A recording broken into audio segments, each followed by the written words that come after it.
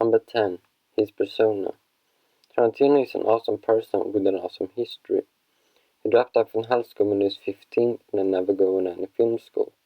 He said, "I take inspiration from other movies, and I probably watch more movies than all persons in the house combined." Or at least a very interesting conversations that I really recommend, and I've seen a lot of. But he also writes his own script, doesn't care about Hollywood, and the money he makes him very likable too.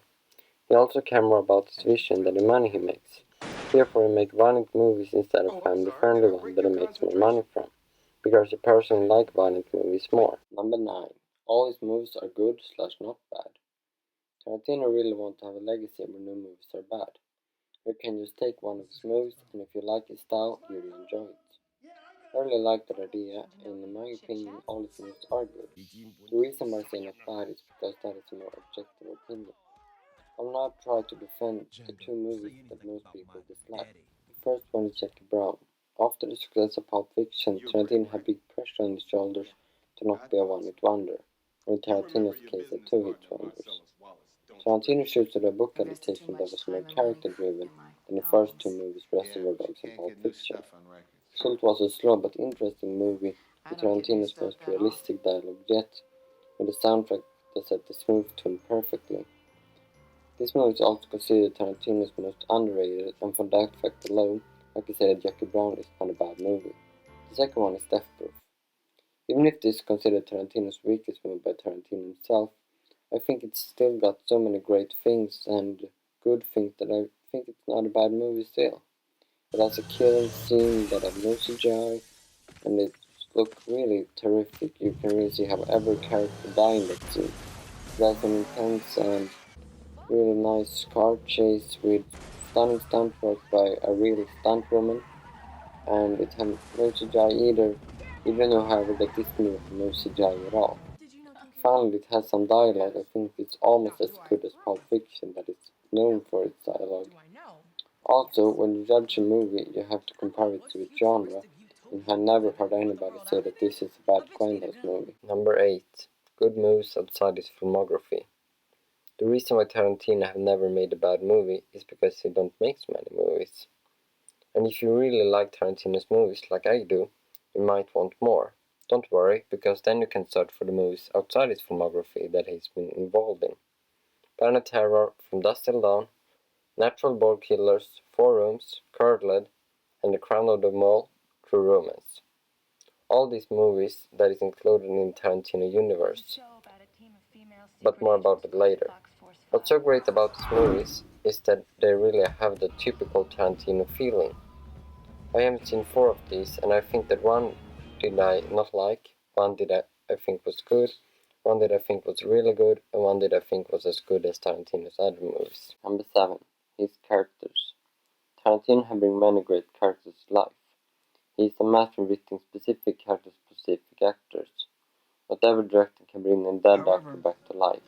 Whatever director can find a relatively unknown actor, write his most iconic role, and after this movie he got the actor that have starred in most movies of all time. Whatever director can find an actor to a specific role that he have to search for a very long time, that role gives him an Academy Award, then he writes another character that gives another Academy Award.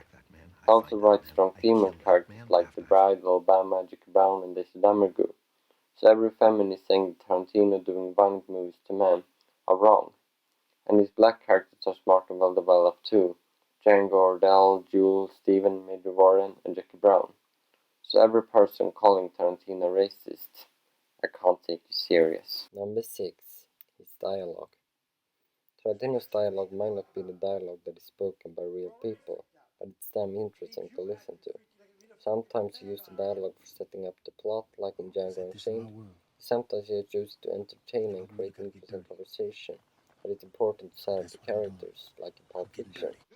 Whether you heard someone talking about Royale with cheese, or about who they are, like in Hateful Eight, Tarantino's dialogue is always a force to be reckoned with.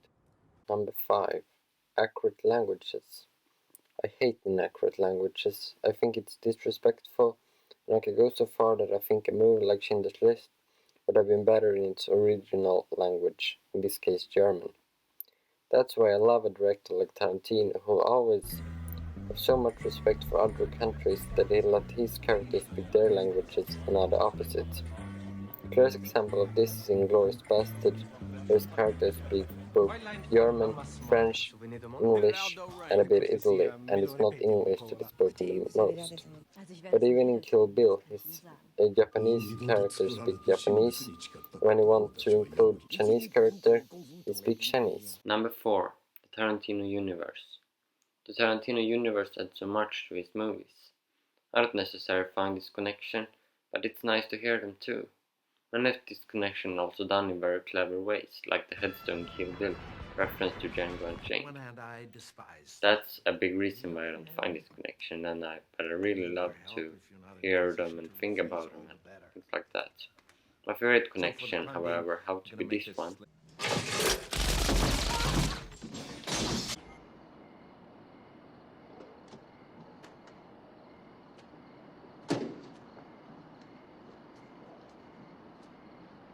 Do a nigga a favor, gotta do it. Don't tell me I've nothing to do. It's good to see you. I must go. I know I'm a good run. Anyway, my eyes are not accustomed.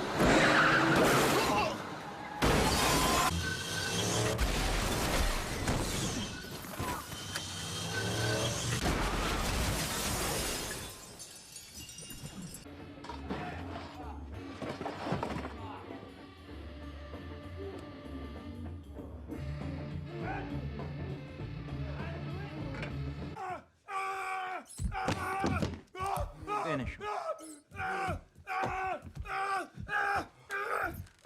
Go on, boy, finish him.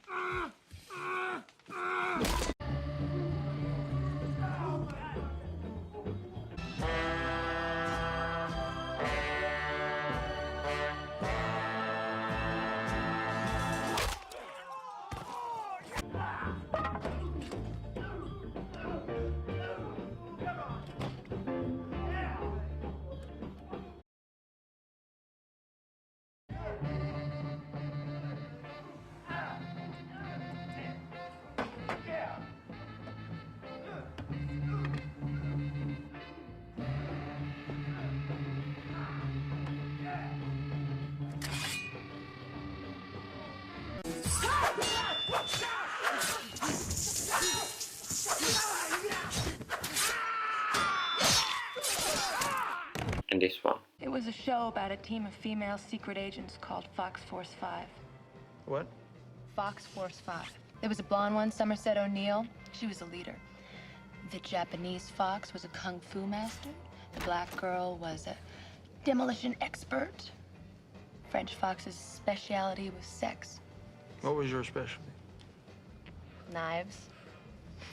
Seriously, how can so clever connections not be a good thing? Now I haven't even touched the Tarantino movie universe. Number 3. Rewatchability.